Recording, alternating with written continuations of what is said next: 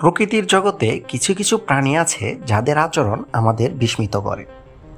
এমনই এক অদ্ভুত জীব হলো কফিন মাছি। এরা সাধারণত মৃতদেহের গন্ধ শনাক্ত করে এবং সেই দেহের শরীরে ডিম পাড়ে। বিশেষত্ব হলো কফিন মাছি 2 মিটার দূর থেকেও মৃতদেহের গন্ধ অনুভব করতে পারে।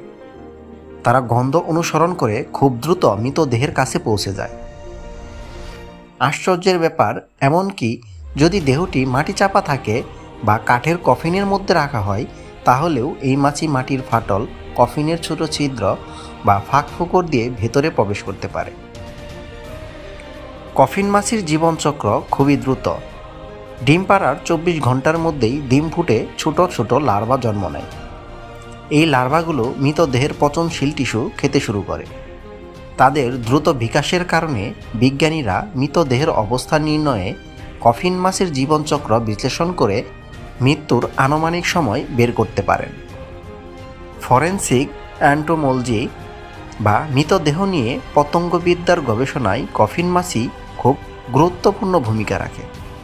যদি কোনো দেহ দীর্ঘ সময় ধরে খোলা জায়গায় না পড়ে থেকে মাটির নিচে থাকে, সেখানে পোকামাকড়ের প্রবেশাধিকার কম থাকে।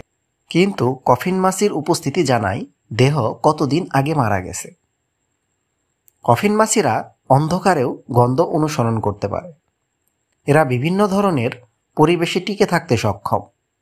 গ্রীষ্মপ্রধান, বরফাচ্ছাদিত, এমনকি মরুভূমি অঞ্চলেও এরা সহজেই টিকে থাকতে পারে। শুধু মৃতদেহ নয়, নষ্ট খাবার বা বজ্র পদার্থ থেকেও এরা পুষ্টি সংগ্রহ করতে পারে।